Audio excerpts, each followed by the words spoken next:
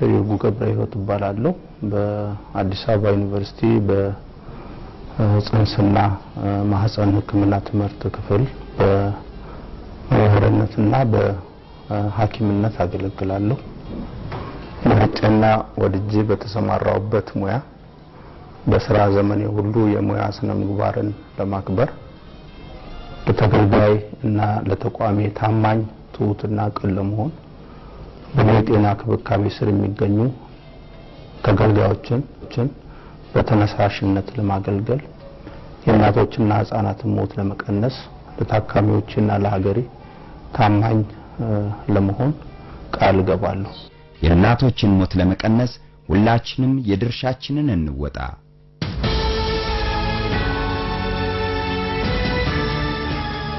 ሰላም ጤና ይስጥልን እንደምሰምታችኋል የተወደዳችሁ ተመልካቾቻችን ጤና በቤቶ ፕሮግራማችንን እነሆ ይዘን ቀርበናል። በዛሬው ዝግጅታችን ቲቢና ኤችአይቪ ያላቸው ዝምድና ምንድነው?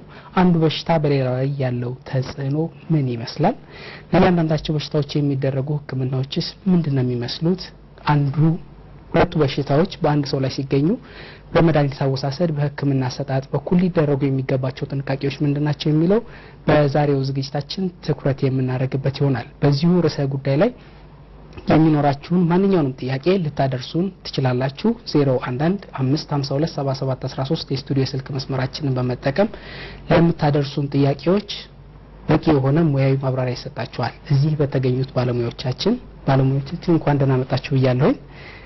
ለማስተዋወቅ ያክል ዶክተር አንዳርጋቸው ኩምሳ በፌደራል ጤና ጥበቃ ሚኒስቴር የቲቢ በሽታ መከላከልና መቆጣጠር ፕሮግራም አማካሪ ናቸው፣ በስተግራይ የሚገኙት ማለት ነው። እንዲሁም በስተቀኝ በኩል ዶክተር ዘውዱ ጋሹ ይባላሉ። በጆን ሆፕኪንስ ዩኒቨርሲቲ የፀሐይ ፕሮጀክት የቲቢ ኤችአይቪ አማካሪ ናቸው። እንግዲህ ለምታነሷቸው ጥያቄዎች በቂ የሆነ ማብራሪያ ይሰጧችኋል። ስልክ ቁጥራችንን ድገምላችሁ 0115527713 የስቱዲዮ ስልክ መስመራችንን በመጠቀም ቲቢ ኤችአይቪ ላይ ጥያቄዎቻችሁን ልታነሱልን ትችላላችሁ። አቤት ተገኔ የእናንተን የስልክ ጥያቄዎች ወደኛ ታስተላልፋለች። ወንዶሰን ጥላሁን ፕሮግራሙን እየመራሁኝ ከእናንተ ጋር ቆይታ የማደርግ ይሆናል። ፕሮግራማችን በኢትዮጵያ ሬዲዮና ቴሌቪዥን ድርጅት እንዲሁም በጤና ጥበቃ ሚኒስቴር ትብብር እየተዘጋጀ ነው ወደ እናንተ የሚደርሰው። አብራችሁን ልትቆዩ በአክብሮት ተጋብዛችኋል ተመልካቾች። ወደ ውይይታችን የመጀመሪያ ጉዳይ እንግባ። ቲቢና ኤችአይቪ ሊነጣጠሉ አይችሉም ወይም ተያያዥ ናቸው ይባላል። እንደው እስኪ ይሄንን ነገር መጀመሪያ ያላቸውን ተዛምዶ እንመልከት። ዶክተር ለርሶ ቅድሚያ ልስጥ። እሺ አመሰግናለሁ። ቲቢና ኤችአይቪ ከፍተኛ የሆነ ተዛማጅነት እንዳላቸው በሰፊው እየተገለጸ ነው ያለው። ይሄም ግንኙነታቸው እንዴት ነው? የኤችአይቪ በሽታ በዚህ ዓለም ላይ መከሰት ለቲቢ ስርጭት መባባስ በጣም ከፍተኛውን አስተዋጽኦ አለው፣ ከፍተኛው ድርሻ ይኖረዋል። ይህም የሆነበት አንደኛውና ዋነኛው ምክንያት እንደሚታወቀው የኤችአይቪ ቫይረስ የሰውነትን የበሽታ የመከላከል አቅምን በማዳከም ለተለያዩ ተጓዳኝ በሽታዎች በማጋለጡ ነው። ስለዚህ የቲቢ በሽታ ደግሞ የሰውነት የመከላከል አቅም በተዳከመ ሁኔታ ላይ ከኢንፌክሽንነት ወደ በሽታነት የመቀየር እድሉ በጣም ከፍተኛ ነው የሚሆነው ማለት ነው። ስለዚህ የኤችአይቪ መከሰት ለቲቢ በሽታ በዓለም ላይ መስፋፋት በአገራችንም ላይ በከፍተኛ ሁኔታ ስርጭቱ እየሰፋ መሄድ ከፍተኛውን ድርሻ ይኖረዋል ማለት ነው። መልካም። የቲቢ ባክቴሪያ በማንኛውም ሰው ሰውነት ውስጥ ሊኖር ይችላል ወይም ለረጅም ጊዜ ያለምንም ችግር ሊቆይ ይችላል ይባላል። እንደው ምን አይነት ሁኔታዎች ሲፈጠሩ ነው ወደ በሽታነት የሚቀየረው? ይሄን እስኪ እናንሳ ዶክተር። ጥሩ እንግዲህ ያው በዓለም ላይ በተለይ ዓለም ጤና ድርጅት ባስቀመጠው የ2009 መረጃ መሰረት ከዓለም ላይ ከሚኖሩት ሰዎች 1/3 የዚህ የሳምባ ነቀርሳ አምጪ ህዋስ በሰውነታቸው ውስጥ ይገኛል ወይም ቲቢ ኢንፌክሽን የሚባለው ነው። እና እነኚህ ሁሉ ሰዎች ግን የበሽታው ምልክት አያሳዩም። ከዛ ውስጥ ምናልባት 3.4 ሚሊዮን ያህል ነው በሽታው እየታየባቸው። ብዙ ሰው አለው እንደተባለው አሁን እንደገለጽኩት፣ ግን ብዙ ሰዎች አይታመሙም። በተለይ ሰዎች ይታመሙ ዘንድ አሁን ዶክተር አንዳርጋቸው እንዳለው የሰውነታችን የመከላከል የበሽታን የመከላከል አቅም መዳከም አለበት። ያ መዳከም አለበት። ይሄንን የሰውነታችን የመከላከል ኃይል ከሚያዳክሙት አንዱ ኤችአይቪ ቫይረስ ነው። ኤችአይቪ ቫይረስ ነው። በእርግጥ ሌሎችም የሰውነታችን የመከላከል ኃይል የሚያዳክሙ አሉ። ለምሳሌ ከፍተኛ የሆነ ምግብ እጥረት፣ የስኳር በሽታ፣ ለረጅም ጊዜ አንዳንድ ስቴሮይድ የተባሉ መድኃኒቶችን ስንወስድ እነኚህም በዋናነት በአሁኑ ወቅት ግን ኤችአይቪ ነው የሰውነትን የመከላከል ኃይል የሚቀንሰው። በዚህ ወቅት ይሄን እድል ተጠቅሞ የሳምባ በሽታ ምልክት ሊታይብን ይችላል። የሰውነት የመከላከል ጤናማ ከሆነ ሰው ውስጥ ከሆኑት ለምሳሌ ከመቶ ውስጥ እድሜውን እስኪሞቱ ድረስ ከ5-10 የማይበልጡ ሰዎች ሳምባ በሽታ ሊታይባቸው ይችላል። ግን በኤችአይቪ የተጠቃ ሰው ካየን ከመቶ ሰው ከ5-10 የሚሆኑት በየአመቱ ነው ይሄ በሽታ የሚያጠቃቸው። በየአመቱ እነኛዎቹ የሰውነት የመከላከል ደህና የሆነ ወይም ኤችአይቪ የሌለባቸው እድሜያቸውን ነው በሽታውን የመያዝ እድላቸው 5-10% ነው የሚሆነው። ኤችአይቪ የተያዙት ደግሞ በየአመቱ ነው ከ5-10% የሚሆነው። ስለዚህ ኤችአይቪ አንዱ ዋነኛው የሰውነታችንን የመከላከያ ኃይል አድክሞ ለቲቪ መገለጥ የሚያሳይ ነው ማለት ነው። ሌላው የነዚሁ የሁለቱ በሽታዎች ዝምድና ይገለጻል። አንዱ በሌላኛው ላይ ተጽዕኖ አለው ይባላል። እንደው ተጽዕኖአቸው ምን ይመስላል? ቲቪ ለኤችአይቪ ያለው ተጽዕኖ እንዴት ነው የሚገለጸው? ይሄንን እኔና ወደ ሌላው ደግሞ እናልፋለን ዶክተር። መልካም። እንግዲህ ሁለቱ በሽታዎች አንዱ በአንዱ ላይ ከፍተኛ የሆነ ተጽዕኖ ያሳድራሉ። ግንኙነታቸውም ቁርኝነታቸውም ከፍተኛ ነው ብለናል። ከዚህ አንፃር የቲቪ በሽታ በኤችአይቪ ላይ ያለው ተጽዕኖ ምን ይመስላል የሚለውን ብናይ የቲቪ በሽታ አንደኛ በኤችአይቪ ቫይረስ ተይዞ ከሚሞቱት ሰዎች ውስጥ በከፍተኛ ሁኔታ ለህመሙ የሚዳረገው ቲቪ ነው። ለሞትም በከፍተኛ ሁኔታ የሚዳረገው ቲቪ ነው። ይሄ የሆነበት ዋነኛው ተጽዕኖ አንድ በኤችአይቪ ቫይረስ የተያዘ ሰው በቲቪ ባክቴሪያ ተጠቅቶ የቲቪ በሽታ ሲታመም የቫይረሱ የመራባት እድል ከፍተኛ ይሆናል ማለት ነው። ይሄም ቫይረሱ በጣም እየተራባ ከሄደ በሰውነታችን ውስጥ ያሉትን ለበሽታ መከላከል የምንጠቀምባቸውን ሴሎች ቫይረሱ በመብዛት የሰውነት የመከላከል አቅም በከፍተኛ ሁኔታ ያዳክማል።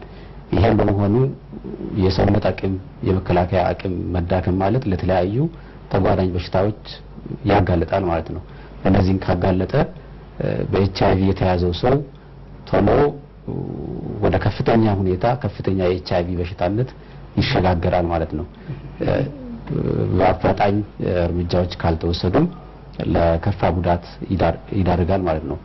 ስለዚህ በዋነኛነት የኤችአይቪ ቫይረስን መራባት በመጨመር ለኤችአይቪ በሽታ ከፍተኛ ደረጃ ላይ መድረስ ያደርሳል። ሌላም ተጽዕኖ የሚታየው የቲቪ በሽታ መከሰት እንግዲህ ሁለቱም በሽታዎች መታከም አለባቸው። ቲቪውን ስናከም የኤችአይቪው ሕክምና አብሮ ይኖራል። ስለዚህ እያንዳንዱ ሕክምናውን ራሱ አስቸጋሪ ሊያደርገዋል ማለት ነው። ስለዚህ ለቲቪ ስናክም የቲቪ ሕክምና ክትትሉ ላይ የኤችአይቪ ሕክምና ክትትሉ ላይ ከፍተኛ ተጽዕኖ በማሳደር የባሰ ችግር ያመጣል ማለት ነው። የቲቪ በኤችአይቪ ላይ ያለው ስናይ ከዛ በተጨማሪ ለሁለቱም የሚሰጡት መድኃኒቶች አሉ። የሁለቱም መድኃኒቶች ተመሳሳይ የሆነ የጎንዮሽ ጉዳት ይኖራቸዋል። ለሁለቱም የሚሰጣቸው ሕክምና የሚወሰዱት መድኃኒቶች ብዛት ይኖራቸዋል። ያም ታማሚው ብዙ መድኃኒቶችን መውሰድ ሊጠበቅበት ይችላል። ስለዚህ ከዚህ ጋር ተያይዞ የመድኃኒቶች የጎንዮሽ ጉዳት መጨመር፣ የመድኃኒቶች እርስ በርስ ደግሞ የመቃረን አንዳንድ እርስ በራሳቸው አንዱ በአንዱ ላይ ተጽዕኖ የማሳደር ሁኔታ ተፈጥሮ ለቲቪ በሽታ የሚሰጠው መድኃኒትን ታካሚው ወደ ማቋረጥ ለኤችአይቪ የሚሰጠውን ሕክምና ወደ ማቋረጥ ሊወስደን ይችላል። ይሄ ደግሞ ለቲቪ ባክቴሪያው ለኤችአይቪ ቫይረሱም እድል ይሰጣል ማለት ነው። ስለዚህ ተጽዕኖ ከፍተኛ ነው ማለት ነው። መልካም ተጽዕኖቹ ላይ ምናልባት የሚጨመሩ ካሉ እንጨምርና ወደ ኤችአይቪ ለቲቪ ያለውን ደግሞ እንመለከታለን ዶክተር። እንግዲህ ኤችአይቪ ቲቪ ላይ ያለው ተጽዕኖ እንደውም ቲቪ ኤችአይቪ ላይ ካለው ተጽዕኖ በጣም የጸናና የበዛ ነው። ያው ቅድም እንደተጠቀሰው መሰረታዊ መንስኤው ምንድነው? የኤችአይቪ የሰውነትን የመከላከል ማዳከም ነው። አንደኛው ተጽዕኖ ቅድም እንደተጠቀሰው ብዙዎቹ ኤችአይቪ ቫይረስ ጋር የሚኖሩ ሰዎች ለሳምባ ነቀርሳ በሽታ በጣም ተጋላጭ ይሆናሉ። የሳምባ ነቀርሳ ህመምተኛን ቁጥር ይጨምራል ኤችአይቪ። አንደኛው ይሄ ነው። ሁለተኛው ደግሞ በተደጋጋሚ ኤችአይቪ ህመምተኞች በተደጋጋሚ በቲቪ የመያዝ እድሉ ከፍ ያለ ነው ከሌላው ህብረተሰብ ኤችአይቪ ጋር የሚኖሩ ሰዎች ከቫይረሱ ጋር የሚኖሩ ሰዎች። ሌላው ደግሞ ግርሻ ይበዛል ወይም ሪከረንሲ የምንለው ማለት ነው። ኤችአይቪ ከቫይረሱ ጋር የሚኖሩ ሰዎች ቲቪ አንዴ ከተያዙ ሁለተኛም ሶስተኛ ጊዜ የመያዝ እድላቸው ከፍ ያለ ነው። ሌላው ትልቁ ፈተና ኤችአይቪ ቲቪ ላይ ያለው በተለይ ለባለሙያ ቲቪን በሽታ ለማወቅ ወይም ዲያግኖስ ለማድረግ ትልቅ ቻሌንጅ ነው የሚሆነው። ምክንያቱም በተለይ የሰውነት የመከላከል ኃይላችንም CD4 በCD4 ሊምፎሳይት የሚለካው በጣም ዝቅ ካለ በተለይ 200 በታች ከሆነ የሳምባ ነቀርሳ በማንኛውም ሰው ላይ የምታየው አይነት ምልክት ላይሆን ይችላል። ብዙ ሰዎች በሳል ላይ ይመጡ ይችላሉ ወይ እንደተለመደው ኃይለኛ ትኩሳት ላይ ኖራቸው ይችላል። አንዳንዴ ድክመት ብቻ ሊኖር ይችላል፣ ትኩሳት ብቻ ሊኖር ይችላል። ስለዚህ በሽታውን ቲቪ ብለን ለማወቅ አንዱ ፈተና ይሆናል። ኤችአይቪ መልኩን ይቀይረዋል ማለት ነው። መልካም ነጥቦቹ ላይ እንመለስባቸው። ጥያቄ መስመር ላይ ያሉ ይመስለኛል። ሄሎ ጤና ይስጥልን። ደህና ነን። ወደ ጥያቄ መግባት ይችላሉ? እሺ እንኳን ቫይረስ ተሽታለ። እሺ ትንሽ ድምጾ የራቀ ይመስላል። እሺ አለብኝ። አሁን ጥሩ ነው፣ ይቀጥሉ። እና አሁን የቲቪ ፔሸንት ነኝ። መድኃኒት እየወሰድኩ ነው። እሺ እና እግሬ ጋር ቁርጭምጭሚቴ ምናምን አካባቢ እብጠት አለ፣ የመወጠር ነገር።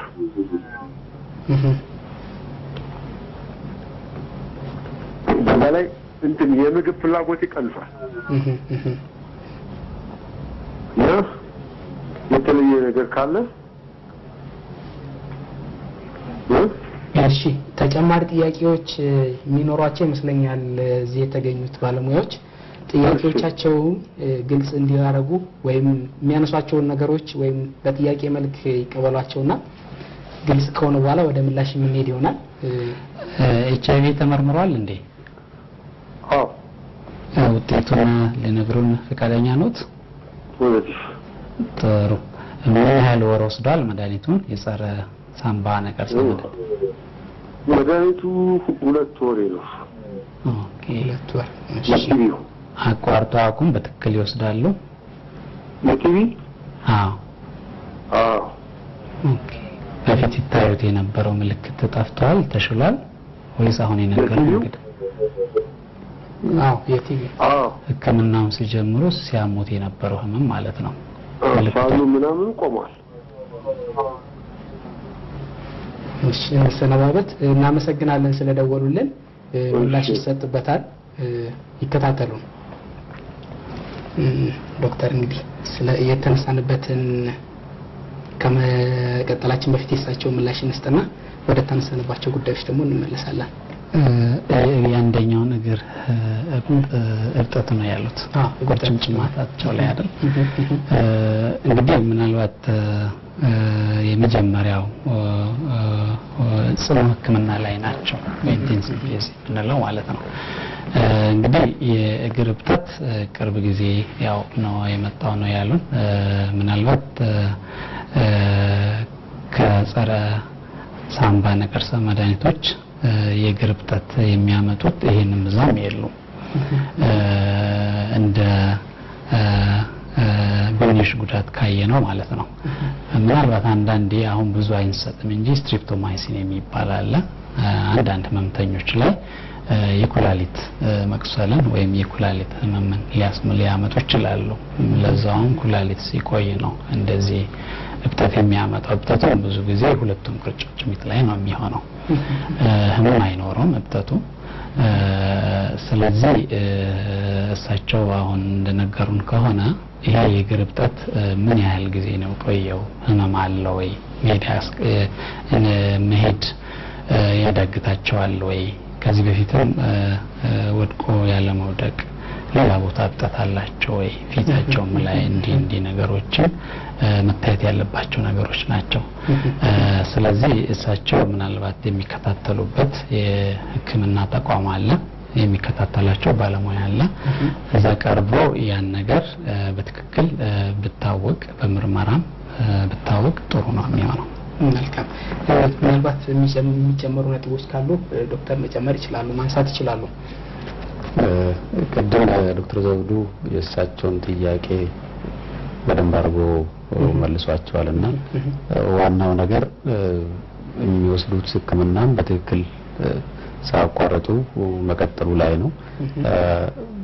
የቲቢ መድኃኒቶች ጋር ተያይዞ የሚመጡት የጎንዮሽ ጉዳቶች አብዛኞቹ በቀላል ሕክምና በቀላል የምክር አገልግሎት ሊሆን ይችላል ወዲያው በራሳቸው ጊዜ የሚቆሙት ናቸው አብዛኞቹ። ወደ እሳቸው ጉዳይ ከመጣን እንግዲህ የእብጠት ነገር ነው ያለው። ያ እብጠት እንግዲህ ከመድኃኒት ጎን ጉዳት ጋር የተያያዘ ነው ለማለት ያስቸግራል። አልፎ አልፎ ግን የመገጣጠሚያዎች እንደዚህ ህመሞች ይኖራሉ። ከቲቢ መድኃኒቶች ጋር ተያይዞ የሚኖሩት አሉ፣ ግን በጣም መጠነኛ ነው። በቀላል ሕክምና የሚመለሱት ናቸው። ለማንኛውም ወደሚከታተላቸው ጤና ተቋም ሄደው አስፈላጊውን ምርመራ ማድረግ ያስፈልጋል ማለት ነው። መልካም። አሁንም ሌላ ጥያቄ እንቀበል። ሄሎ ሄሎ፣ ጤና ይስጥልን። አብስተልን ነጻነት ከመሳለሚያ። እሺ፣ ወደ ጥያቄው መግባት ይችላሉ። ኤችአይቪ የያዘው ሰው ቲቢ ኤችአይቪ ያለበት ሰው ቲቢ ሲይዘው አይደለም? እሺ፣ ተጨማሪ ጥያቄ የሚያስፈልገው ይመስላችኋል? ግልጽ ስለሆነ እንሰነባበት። እናመሰግናለን ስለደወሉልን። ምላሹን ሊከታተሉ ይችላሉ። ስለዚህ ምላሽ ማን መጀመሪያ? እሺ ዶክተር፣ ጥያቄያችን ጥሩ ጥያቄ ነው የጠየቁት። አንድ ኤችአይቪ ያለበት ሰው በቲቢ ቢያዝ ከቲቢ ይድናል ወይ የሚል ጥያቄ ነው። በጣም መሰረታዊ የሆነ ጥያቄ ነው። ቲቢ በኤችአይቪ በተያዙ ሰዎች ላይ ቢከሰት በኤችአይቪ ባልተያዙ ሰዎች ላይ ቢከሰት ፈዋሽ የሆኑ የሚያድኑ ዘመናዊ መድኃኒቶች ያሉት በሽታ ነው። ስለዚህ ከኤችአይቪ ጋር በመምጣቱ መዳኑን ላይ ምንም ጫና አይፈጥርም ማለት ነው። ግን በሁለቱ ጋር ዋናው ነገር እስኪታወቅ ድረስ ያለው ጊዜ ረጅም ጊዜ ሊሆን ይችላል። ምልክቶቹ ቀላል ላይሆኑ ይችላሉ። በፊት እንደምናውቃቸው የቲቢ በሽታ ምልክቶች ላይታዩ ይችላሉ። ስለዚህ በሂደት በምርመራ ጊዜ ምናልባት ጊዜ ሊፈጅ ይችላል። ስለዚህ በሽታው ሳይታወቅ ሊቆይ ይችላል። ግን አስፈላጊውን ሕክምና ካገኘ በትክክል መድኃኒቶችን በትክክል ከተከታተል በኤችአይቪ ላይም ቢመጣ ቲቢ የሚድን በሽታ ነው ማለት ነው። መልካም ዶክተር፣ ቀደም ሲል ወደ አንሳነው ነጥብ እንመለስ። ኤችአይቪ በቲቢ ላይ የሚያሳድራቸውን ተጽዕኖች ሲገለጹ ነበረ። ተደጋግሞ በሰውየው ላይ የቲቢ መከሰት ተብሏል። ማገርሸት የተባለው በምርመራ ለማወቅ ማስቸገር የተባሉ ነገሮችም እንዲሁ ሲነሱ ነበር። ሌሎቹስ ምን አይነት ተጽዕኖች ነው ሊያሳድር የሚችለው የሚለውን እስኪ እንግዲህ ሌላው ቅድም የተጠቀሰው ነው። አንደኛ ህክምናውን በጣም ፈታኝ ያደርገዋል። ከምን አንፃር ነው? አንድ ኤችአይቪ ቲቪም የታመመ ሰው ቢያንስ ሁለቱም መድኃኒት መውሰድ አለበት። ቢያንስ በእርግጥ አብሮት ያሉ ሌሎችም የሚወሰዱ መድኃኒቶች ሊኖሩ ይችላሉ። ሌላኛው ነገር ደግሞ የመድኃኒቶቹ እርስ በራስ መጋጨት እና የጎንዮሽ ጉዳቶቹ መደማመር ነው የሚሆኑት። ሌላው በጣም ኤችአይቪ ያለበት ወይንም ኤችአይቪ የበዛበት ህብረተሰብ የሳምባ ነቀርሳም ይበዛል ተብሏል። ይሄ ትልቁ ህብረተሰብ ውስጥ ያለው ችግር ምን ይሆናል? በቲቪ ያላቸው ሰዎች በተለይ ቶሎ ካልታወቀላቸው ህብረተሰብ ውስጥ ብዙ ይሆናሉ። በዛው መልኩ ደግሞ ለሌሎች ህብረተሰብ ክፍል በሽታውን የማስተላለፍ እድሉ በጣም ከፍ ያለ ነው የሚሆነው። እነኚህን ይመስላል ማለት ነው። መልካም። አሁንም ሌላ ጥያቄ እንቀበል። ሄሎ እሺ፣ ጤና ይስጥልን። አቤት፣ ጤና ይስጥልኝ። እስኪ ወደ ጥያቄ ይግቡልን። እሺ፣ የመጀመሪያው ጥያቄ እሺ፣ እኔ ቲቪ በሽተኛ ነኝ። በጣም ያልበኛል። የሰውነቴ ጠረን ቶሎ ይቀየራል። በየቀኑ ነው የምታጠብ። ይህ ምልክት ከበሽታው ጋር ተያያዥነት አለው ወይ? መድኃኒት ከመጀመሪያ በፊትም አሁንም ራሱ በጣም ነው የሚያልበኝ። ሁለተኛው ጥያቄ የቲቪ መድኃኒት በሚወሰድበት ወቅት የሚከለከሉ ነገሮች ምንድን ናቸው? ለምሳሌ ወሲብ ይከለከላል ይባላል። እንደገና ከምግብ አይነቶች የሚከለከሉ አሉ ወይ? እሺ። ሶስተኛ ጥያቄ ሶስተኛ ጥያቄ የቲቪ ምልክቶች ምን ናቸው? ለምሳሌ መድኃኒት ከመጀመሩ በፊትና መድኃኒት እየተወሰደ ያለ። የመጨረሻው ጥያቄ ሄሎ ፈተኑኝ። እሺ፣ ምናልባት ተጨማሪ እንዲብራሩ የሚያስፈልጉ ነጥቦች ካሉ ይጠይቃሉ ዶክተሮቹና ይታገሷቸው። አሁን ምን ያህል ጊዜ ነው መድኃኒቱን መውሰድ ከጀመሩ? ላብ አለኝ ብለዋል። ላቡ አልተሻለኝም ብለዋል። ሁለት ወር ሆኖኛል። እስካሁን አልተሻሉትም ማለት ነው። ላቡ ምንም አልተሻለኝም፣ ግን መድኃኒቱ የተወሰነ ለውጥ አለው። ላቡ የሳምባውን መድኃኒት ሳምባውን ስታመሙ በፊት ጤነኛ እያሉ ላብ ይበዛቦት ነበር እንዴ? ብቻ ቲቪ መሆኑን እርግጠኛ አይደለሁም እንጂ ያመኝ ነበረ። ቲቪው ግን ዘንድሮ ነው የተገኘብኝ። ላብ ድሮ ነበሩት? እንደው በዛ ያለ ሁሌ የሚያልብ ድሮ ነበሩት? ነበረብኝ። መልካም፣ እናመሰግናለን ስለደወሉልን። ምላሹን ሊከታተሉን ይችላሉ። ያነሳነው ርዕሰ ጉዳያችን ቲቪ እና ኤችአይቪ፣ በተለይ እነዚህ ሁለቱ ጉዳዮች ያላቸው ተዛምዶ ግንኙነት ምን ይመስላል፣ አንዱ ባንዱ ላይ ያለው አስተዋጽኦ ምንድነው፣ እንዲሁም ታካሚዎች የመጡ መድኃኒት በሚወስዱባቸው ጊዜያት ሊያደርጓቸው የሚገቡ ጥንቃቄዎች ምንድናቸው የሚለው ላይ ነው። የእሳቸውም ጥያቄ በእርግጥ ከዚሁ ጋር በተወሰነ መልኩ የሚያያዝ ስለሆነ የተወሰነውን እናየዋለን። የሚያያዝ ይመስለኛል ዶክተርና የተነሳውን እንመልከት እስኪ። እንግዲህ ላብ ብሎ ያነሱት ነገር አለ። ላብ አሁንም አለ አልጠፋም እያሉ ነው። ምናልባት ጠያቂው ላብ ከዚህ በፊትም ነበራቸው እንደነገሩን ከሆነ ላብ በእርግጥ አንዱ የሳምባ ነቀርሳ በሽታ ሲያምን መገለጫው ነው። በተለይ ማታ ላይ አንዳንድ ሰው ላይ አንሶላ የተኛበት አንሶላ እስኪረጥብ ድረስ ማላብ አለ። ያው ጠረን ሊኖረው ይችላል። ጠረን ይኖራል። ለየት ያለ ጠረን መድኃኒት እየወሰድን ከሆነ አንዳንድ መድኃኒቶች በላብ የሚወጡ አሉ። ሌሎቹ በኩላሊት አንዳንዴ በትንፋሽ እንዲህ የሚወጡ መድኃኒቶች አሉ። ስለዚህ ከዛ ይሆናል። ግን ላብ እሳቸው ምናልባት ሳምባ ከመታመማቸውም በፊት ላብ ብዙ ስላላቸው አንዳንዴ በቤተሰብ በተፈጥሮ ላብ የሚበዛበት ቤተሰብ አለ።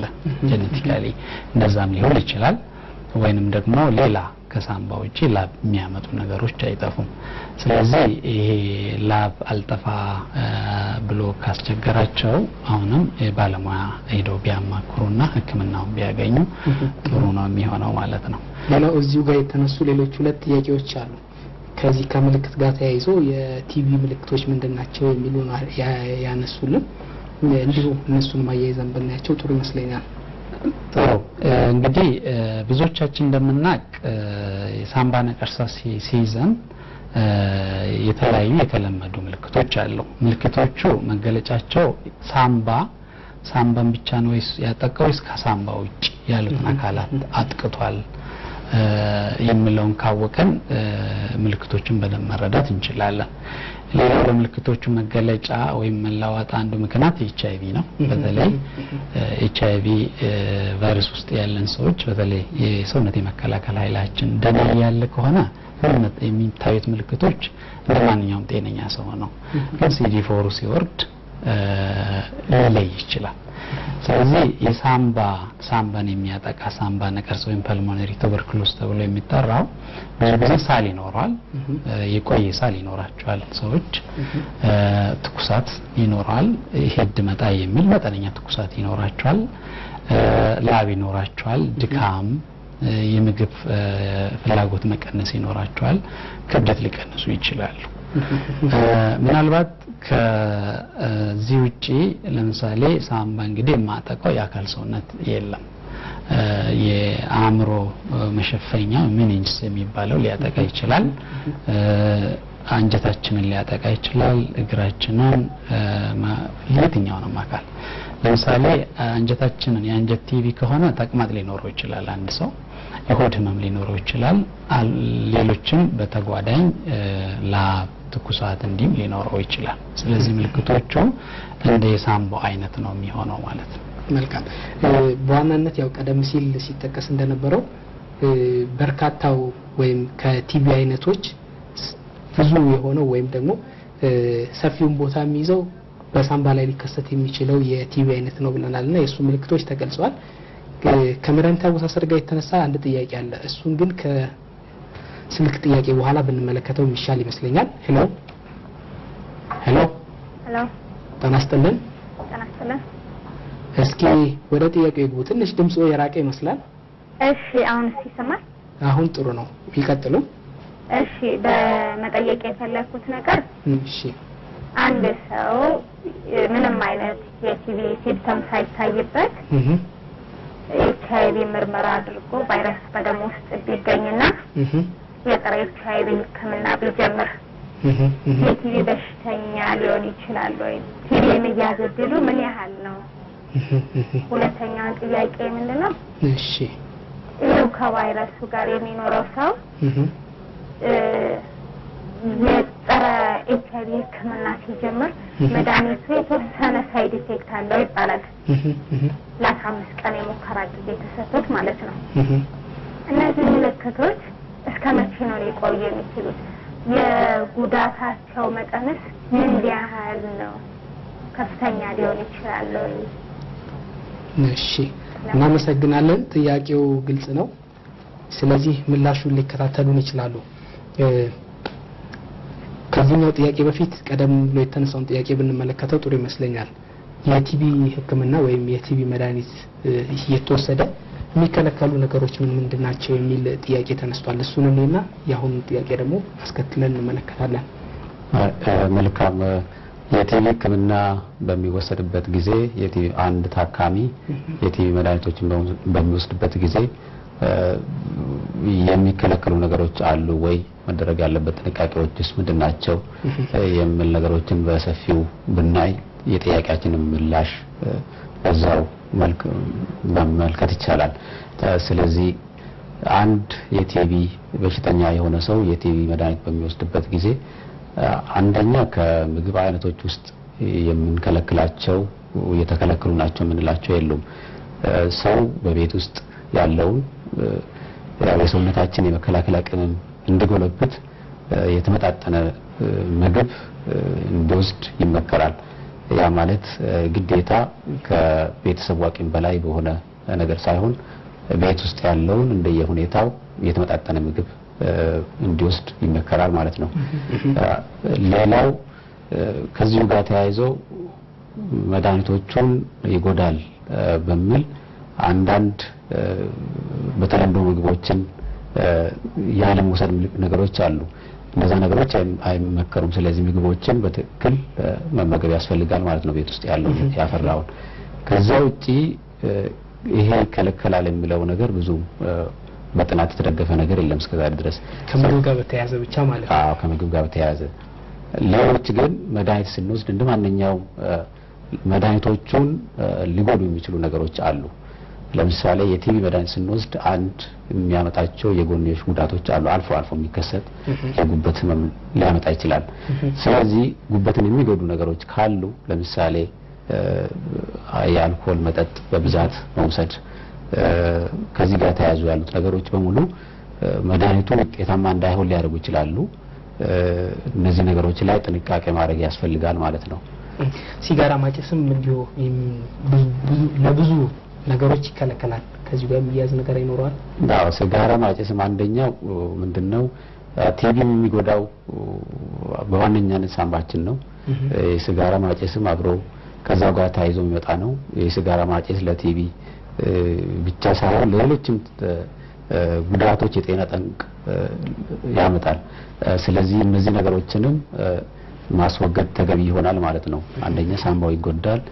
ሌሎችም የሰውነታችን ክፍሎች በሲጋራ ሊጎዱ ስለሚችሉ ከዚህ ጋር ተያይዞ የቲቢ ሕክምናን ውጤታማ ላያደርግ ይችላልና እነዚህ ነገሮችንም ጥንቃቄ ማድረግ ያስፈልገናል ማለት ነው። መልካም ወደ ቀጣዩ ጥያቄ እንመለስ። ቀደም ሲል በእርግጥ ሲነሳ ነበር ኤችአይቪ ፖዚቲቭ የሆኑ ሰዎች ላይ ቲቢ የመከሰት እድሉ ምን ያህል ነው የሚለው ነገር ሲነሳ ነበር። ጠይቃችንም አንስተውልናል። ምናልባት ባጭሩ ሊመለስ የሚችል ነገር ካለ ለእሳቸው ይሄኛውን ጥያቄ ቅድሚያ እንስጥና ወደ ሁለተኛው እንሄዳለን። ዶክተር ቅድም እንዳልኩት እንግዲህ ኤችአይቪ የተያዘ ሰው ያው ለሳምባ ህመም በጣም የተጋለጠ ነው። ከሌላው ህብረተሰብ በጣም የተጋለጠ ነው።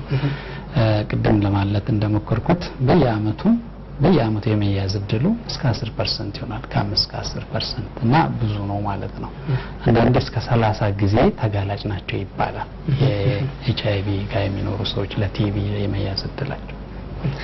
ሁለተኛው ጥያቄ እንዴት ኤችአይቪ ፖዚቲቭ የሆነ ሰው ጸረ ኤችአይቪ መድኃኒት እንዲጀምር ሲደረግ የሚታዩ አልፎ አልፎ ምልክቶች ይኖራሉ ተብሏል። እንደው እነዚህ የሚታዩ ነገሮች እስከ መቼ ድረስ የሚዘልቁ ናቸው? ዋና ዋናዎቹስ ምንድናቸው? የሚል አይነት ጥያቄ ነው የተነሳው። ጥሩ። ብዙዎቹ የጸረ ኤችአይቪ መድኃኒቶች የሚያመጡት የጎንዮሽ ጉዳት አለ። አንዳንዴ መጠነኛ ትውከት ወይም ማቅለሽለሽ፣ የሆድ ህመም ሊመጣ ይችላል። የራስ ምታት ሊኖር ይችላል። የሰውነት እንደው ህመም ማድረግ፣ መድከም ሊኖር ይችላል። ብዙዎቹ ምልክቶች በ2 እና 3 ሳምንት ውስጥ የሚጠፉ ናቸው። በመጀመሪያዎቹ ወራት የሚጠፉ ናቸው። ብዙዎቹ የጸረ ኤችአይቪ መድኃኒት የጎንዮሽ ጉዳት ደግሞ ያልተፈለጉ ምልክቶች መጠነኛ ናቸው፣ የሚጠፉ ናቸው። ስለዚህ ብዙዎቹ መጠነኛ ናቸው። በእርግጥ እንግዳ ሊሆኑ ይችላል። ለምሳሌ መጠነኛ የቆዳ ማሳከክ ሊኖር ይችላል፣ የእግር መለብለብ ሊኖር ይችላል፣ ራስ ምታት እንዲኖሩ እና ይጠፋሉ ከጊዜ። ስለዚህ ህመምተኞች ይሄንን ምልክት ብዙ ለአደጋ የማይጋለጡ መድኃኒት ማቋረጥ የሚያስፈልጉ ምልክቶች ናቸው። ከጊዜ በኋላ ይጠፋሉ። በመጀመሪያዎቹ ሳምንቶች የሚጠፉ ናቸው። ግን አንዳንድ ሰዎች ላይ የከፋ የጎንዮሽ ጉዳት የሚያመጡ መድኃኒቶች አሉ። ለምሳሌ ኃይለኛ የሰውነት መላላት፣ ማሳከክ፣ ጠቅላላ የሰውነትን አካል የሚሸፍን የቆዳ ማሳከክና መላላት ሊመጣ ይችላል። አንዳንዴ ደግሞ ሲቆይ የደም ማነስ ሊመጣብን ይችላል። የከፋ የደም ማነስ ሊመጣብን ይችላል። አንዳንዴም ደግሞ አንዳንድ ህመምተኞች ላይ የእግር መለብለብ ሊመጣ ይችላል። የእግር መለብለቡ ማታም ቀንም መንቀሳቀስ ሁሉ እስኪያስ እንዳንችል ሁላ ሊያደርገን ይችላል። ይሄ ብዙ ሰው ላይ ላይታይ ይችላል። በአጠቃላይ ጸረ ኤችአይቪ መድኃኒት ከጀመሩ በኋላ የሚታዩት ምልክቶች መጠነኛ ናቸው፣ ከጊዜ በኋላ የሚጠፉ ናቸው። አንዳንዱ ደግሞ አሁን የጠቀስኳቸው ትንሽ ከበድ ያሉ ከሆኑ የጤና ባለሙያ ጋር መመለስ ሄዶ መታየት ያስፈልጋል። ሕክምና አለ ሁሉም የጎንዮሽ ጉዳት። ተመልካቾች እየተከታተላችሁ የምትገኙት ጤናው ቤቱ ፕሮግራማችን ነው። ፕሮግራማችን አሁንም እንደቀጠለ ነው። የምንወያይበት ርዕሰ ጉዳያችን ቲቢና ኤችአይቪ ያላቸው ዝምድና፣ አንዱ በሽታ በሌላኛው ላይ ያለው ተጽዕኖ፣ ለእነዚህ ሁለት በሽታዎች የሚወሰዱ ሕክምናዎች የጎንዮሽ ጉዳታቸው እንዲቀንስ ምን አይነት ጥንቃቄዎችን ማድረግ ይገባል በሚለው ላይ ነው። በዚሁ ርዕሰ ጉዳያችን ላይ ማብራሪያ እየሰጡን የሚገኙት ዶክተር አንዳርጋቸው ኩምሳ በፌዴራል ጤና ጥበቃ ሚኒስቴር የቲቢ በሽታ መከላከያና መቆጣጠሪያ ፕሮግራም አማካሪ እንዲሁም ዶክተር ዘውዱ ጋሹ በጆን ሆፕኪንስ ዩኒቨርሲቲ የፀሐይ ፕሮጀክት የቲቢ ኤችአይቪ አማካሪ ናቸው። ጥያቄዎቻችሁን አድርሱን። አሁንም 0115527713 የስቱዲዮ ስልክ መስመራችንን በመጠቀም ጥያቄዎቻችሁን አድርሱን፣ ምላሽ ይሰጥበታል። ካነሳነው ርዕሰ ጉዳይ ጋር በተገናኘ የተዘጋጁ የጽሁፍ መልእክቶች አሉ፣ እነሱን ተከታተሉ። ከዚያ ተመልሰን እንገናኛለን። አብራችሁን ቆዩ።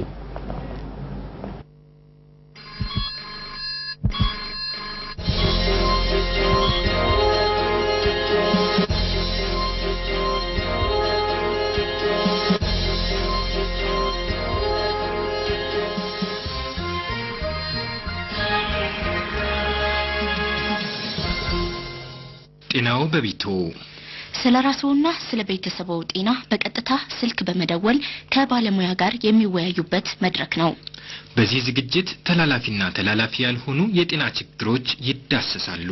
ዘወትር ቅዳሜ ከቀኑ 10 ሰዓት እስከ 11 ሰዓት በመደወል ስለ ጤናው ይጠይቁ፣ ይሳተፉ።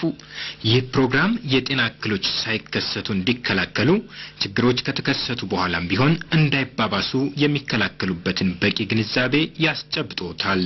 ይደውሉ። ስለ ጤናው ከቤቱ ሆነው ይወቁ። የኢትዮጵያ ሬዲዮና ቴሌቪዥን ድርጅት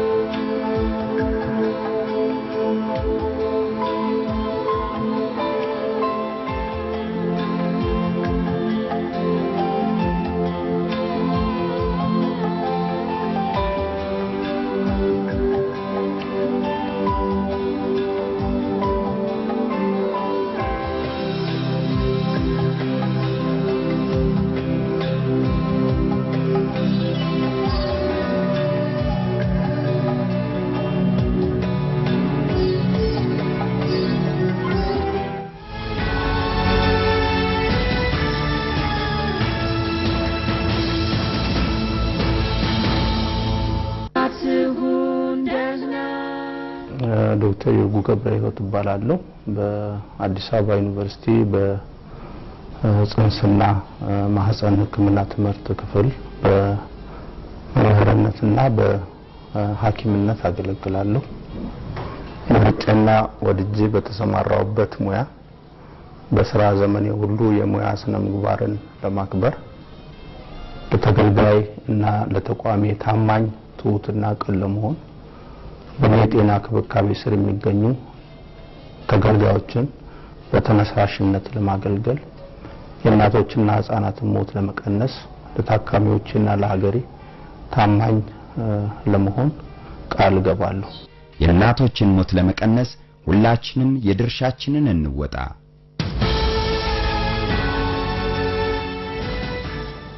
ተመልካቾች ፕሮግራማችን አሁንም እንደቀጠለ ነው። የቲቢ እና ኤችአይቪ ዝምድና እየተመለከትን እንገኛለን። ኤችአይቪ ፖዚቲቭ የሆነ ወይም ተመርምሮ ቫይረሱ በደሙ እንዳለ የተረጋገጠበት ሰው ለቲቪ እንዲመረመር ይመከራል። እንደው ከምን የተነሳ ነው ይሄ የሚሆነው? በጣም ጥሩ።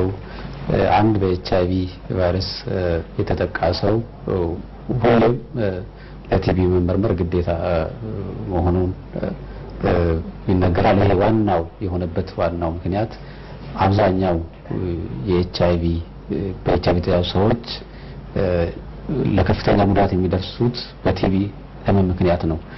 ስለዚህ አንድ ሰው በኤችአይቪ ተይዞ የቲቪ በሽታ መኖር አለመኖሩ መረጋገጥ ግድ ይላል ማለት ነው። ያንን ከተረጋገጠ የቲቪ በሽታ ካለበት የቲቪ ህክምናውን ቶሎ ጀምሮ ከቲቪው እንድንም በቲቪ ምክንያቱም በኤችአይቪው ላይ የሚመጣውን ጫና ለመቀነስ ይረዳል ማለት ነው። የቲቪ ተመርምሮ ለቲቪ ተመርምሮ ቲቪ ካልተገኘለት ሌላ የመከላከያ ህክምና ምንለው አለ። በኤችአይቪ የተያዘው ሰው ለቲቪ በድጋሚ እንዳይጋለጥ በሰውነት ውስጥ ያለው የቲቪ ባክቴሪያ ሙሉ በሙሉ እንዲጠፋ የሚያደርግ የመከላከያ ህክምና ስላለ ያንን ተጠቃሚ እንዲሆን ለማስቻል ነው። በአብዛኛው እያንዳንዱ በኤችአይቪ የተያዘ ሰው ለቲቪ ሁሉ መመርመር አለበት የምንለው ከዚህ አንፃር ነው። መልካም። ሌላው ቲቪ ያለው ሰው ወይም በቲቪ የታመመ ሰው እንዲሁ ለኤችአይቪ እንዲመረመርም የሚደረግበት ሁኔታ አለ። ይሄኛው እስከምን አንፃር ነው ያለው ጠቀሜታ ምንድን ነው ይመስለው? ጥሩ እንግዲህ ገና ከጅምሩ ለመግለጽ ተሞክሯል። ቲቪ የያዘው ሰው ኤችአይቪ ውስጡ መኖሩን ካልታወቀ ተመርምሮ ካልታወቀ የኤችአይቪ መራባቱን በጣም ይቀጥላል። ሰውነታችን ውስጥ ቫይረሱ ብዙ ይሆናል። በዛ መልኩ የሰውነታችን የመከላከል በተለይ በሲዲ4 ሊምፎሳይት የሚገለጸው በጣም ያንሳል። ያ ደግሞ ለሌሎች ተጓዳኝ በሽታዎች ያጋልጣል። ለምሳሌ ለሳምባ ብቻም ሳይሆን ሌሎች አሉ። ለሳምባ ምች ሰውነትን ለሁለት ከፍሎ የሚያም ከኤችአይቪ ጋር የተያዘ ሌሎች ከበድ ያሉ በሽታዎች አሉ። እነዚህን ሁላ ማወቅ አንችልም። ስለዚህ ቲቪ የተያዘ ሰው ኤችአይቪ መመርመር ጥቅሙ አንደኛ አብሮት ሌሎች ሊከሰቱ የሚችሉ ከኤችአይቪ ጋር ሊከሰቱ ለሞትም ለህመም የሚዳረጉትን ለማከም ይረዳናል። ሁለተኛ ነገር ደግሞ አንዱ የቲቪ መከላከያ ኤችአይቪ ቫይረስ ውስጥ ቫይረሱ ጋር የሚኖሩ ሰዎች ላይ ትልቁ የሳምባ ነቀርሳ መከላከያ ጸረ ኤችአይቪ መድኃኒት ነው ለወደፊቱም። ስለዚህ ቲቪ ያለበት ሰው ኤችአይቪ መመርመሩ ጸረ ኤችአይቪ መድኃኒቱንም እንዲጀምር ያደርጋል። ወደፊትም ለሳምባ ነቀርሳ የመጋለጡ ሁኔታ ይቀንሳል። ለነኚህ ሁላ ጥቅም ይኖረዋል ማለት ነው። መልካም። መድኃኒት አጀማመሮችን በተመለከተ ከአንድ ጥቂት ቃለ መጠይቅ በኋላ የምንመለከተው ይሆናል። መድኃኒቱ እንዴት ነው የሚወሰደው? በተለይ ኤችአይቪ ቲቪ ሁለቱም የተገኘበት ሰው ላይ መድኃኒቱ የትኛው ነው ቀድሞ የሚጀምረው? ሊወሰዱ የሚገባቸው ጥንቃቄዎች ምንድናቸው? የሚለውን ከአንድ ቆይታ በኋላ የምንመለከተው ይሆናል። ኤችአይቪ እና ቲቪ ታማሚ የሆነ አንድ ግለሰብ ተሞክሮን ያጋራናል። በአለርት ሆስፒታል ተገኝተን ያነጋገርነው ታካሚ አለ። የሱ ጋር ያደረግነው ቆይታ ተከታተሉ። ከዚያ ተመልሰን ስንገናኝ ቀሪ ነጥቦችን የምናነሳ ይሆናል። ተመልካቾች ጤናው ቤቶ ፕሮግራማችን አሁን እንደቀጠለ ነው። አብራችሁን ቆዩ።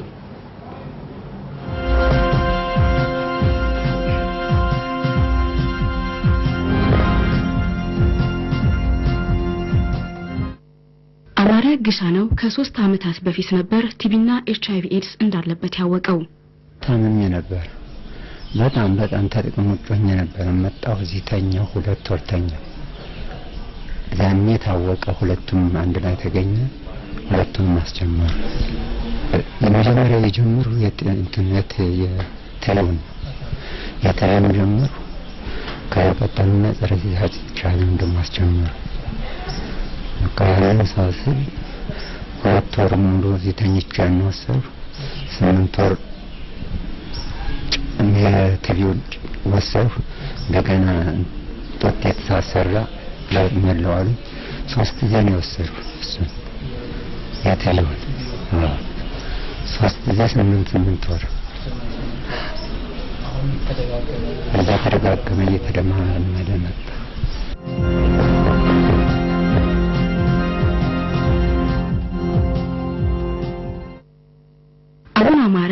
ኤፈርት ሆስፒታል ጸረ ቲቪ መድኃኒቶችን ለተለማመደ ቲቪ በሽታ የሕክምና ክትትል በማድረግ ላይ ይገኛል። ሸዋ ሜዳ ይሄድ ነበር የምንመላለሰው። ዛሬ ወረፋ ደግሞ የለም። ካርቸር ያስገባ 2 ዓመት ወረፋ ያዝ ነበር። ከዚያ ሲከታተል እዚህ ተጀመረ ተባለ። ወደ ዝራኩም እዚህ 2 ወር እንደወሰድኩ እንደገና ደግሞ ጸረ ኤችአይቪ መድኃኒትም እየወሰድኩ ነበር። 4 ዓመት እየወሰድኩ አሁን ጉበት ከህጓት አሟላሉና እንደገና ደግሞ አሁን መድኃኒቱን አቆሙ። የጸረ ኤችአይቪ የቴሌውን አቆሙ። አሁን ወር ከ15 ቀን ነው ያቆሙ። ስለዚህ አባቴ ተሽሎኛል። በጣም ታመመ ነበር። ወደ እንደብራና ተቃቅቶ በሰም እየተቀዳሁ ነበር እንትን የሚያፈሱት። በስተመጨረሻም አማረ ለቲቪ ታማሚዎች የሚያስተላልፈው መልእክት አለው። ለዚህ ግቢ ለመውጣት ያውቃኝ እንጂ ለዞር ራሴ ለማስተማር ራሴ ፍላጎት አለ። ለቴን ነው ብዙ ስቃይ ነው ያየው። ብዙ ስቃይ የጀመራችሁትን መድኃኒት በአግባቡ ተጠቀሙ። መድኃኒት ማቋረጥ ምን የምዳር ይሆናል። ቲቪ ያለባችሁ ተተባሉ ኤችአይቪንም ይሄ ተመርመሩ ማለት አውቆት ታለ አብረው ይምራሉ። ጎን ለጎን ይሄዳል። ምንም አይሆንም። መድኃኒቱን በአግባቡ እየወሰዱ መጠቀም መኖር ይችላሉ። ታልተቋረጠ እነሱ እንትን ታላሉት በቃ ሁሉም እየሰራ እየኖረ ነው ያለ።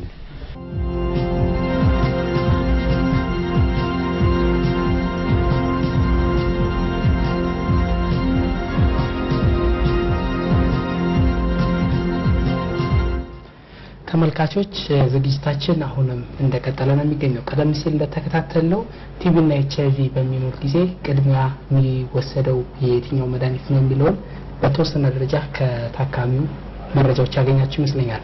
የተወሰኑ ለምንድን ነው የሚለው ምክንያቶቹን ከባለሙያዎቹ ብንሰማ የተሻለ ይሆናል። የቲቪ መድኃኒት ነው ቅድሚያ እንዲወሰድ የተደረገው ለምንድን ነው ይሄ ጉዳይ የሚሆነው? በጣም ጥሩ ነው።